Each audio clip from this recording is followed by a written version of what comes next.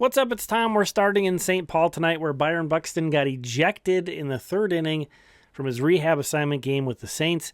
Calls for time there. We don't see the ump, but it seems like he got it. And regardless, they didn't pause the pitch clock. The pitch clock just kept running, and Buck got called for an automatic strike. And he took issue with it because he's saying, how are you going to restart the clock when I'm not in the box? I don't know what the umpire says back. That's kind of the thing I've tried to tell myself in the hours that have passed since then, but Byron cannot let this go. Obviously he's going to be upset. I think he has reason to be upset. He looked like he got time and called time, but he is, glaring at the ump and shaking his head, and that was on the next pitch. He ends up striking out here, and, that was the worst thing that could happen because he could linger around home plate, and he just, again, could not let it go. Toby Gardenhire had to get out sooner than he did. He should have been out here by now just to get Buck back into the dugout, but it kept going. Again, he just could not let it go. I do think he had reason to be upset, but you can't let it get to the point where you're getting ejected in the third inning of your rehab assignment game. This doesn't matter. This does not matter. Your plate appearance tonight did not matter. Your game tonight did not matter. The results of anything. The only thing that matters is you getting out there and getting reps in and seeing pitches and playing the field. He's supposed to play 9 innings tonight. But I'm trying to remember. I don't know exactly what the ump was saying back to Byron and in what kind of tone.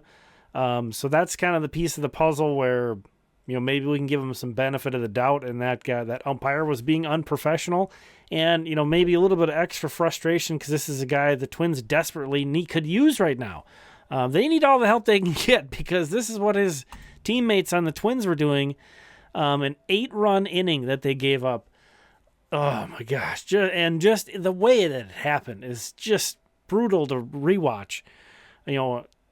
So many plays that would have, should have been outs. Again, this is really hard to revisit, but maybe some of my frustration with Buxton kind of has something to do with how bad the Twins have been of late. Again, they really need him. They lost 9-4. I mean, I guess if there was a silver lining, at least they got some hits. The lineup had been so silent for so long. They start Ronnie Henriquez. They use Varland as the follower, which looked great for a couple innings, and then it just all unraveled there in the third inning, fourth inning, as you saw. So they're the pitching numbers and the hitting side. Again, 11 hits at least, and they scored 4 runs. Hard to say there's a silver lining when a game goes that poorly, but Santana and Farmer both homered. But moving on. Over to the actual baseball game in St. Paul. Brent Headrick started in. There's a nice play by Anthony Prado and Junior Severino.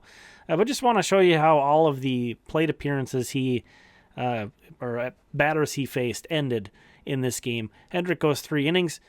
This was the second outing of his since returning from the injured list. Has missed the great majority of the season with an injury, but is back in the picture. And, I imagine this guy would have gotten a pretty extended look by now, possibly in the rotation, if not the bullpen, had he been healthy. When you think about how many guys the Twins have cycled through, this is a guy in the 40-man. I'm pretty sure Brent Headrick would have gotten possibly multiple looks by now this season, but he's back. He's starting at the moment, but certainly a guy that might be turned to with the Twins in need of left-handed pitching in the bullpen even. So could be an important guy coming down the stretch here. We'll see. Again, first he's got to get healthy. He's got to look good. He looked great. He looked great tonight. 3 shutout innings, 4 strikeouts, 2 hits, 1 walk for Brent Headrick. Again, really like the way he looked out there. One of the most stoic pitchers in the organization for sure. Moving on over to Cedar Rapids, Rayne Doncon is back as well. Another guy who just came back. This was his first game. I think he missed about a month. Having a great year, first year in the system. Gets a 2-run double. Somehow Rubel Cespedes scores from first on this. There was a double clutch here by the cutoff man. Was a little undecisive, and they took advantage of it. Jumping all the way to the top of the 9th inning, Rubel Cespedes, a chance to have a game-ending double play.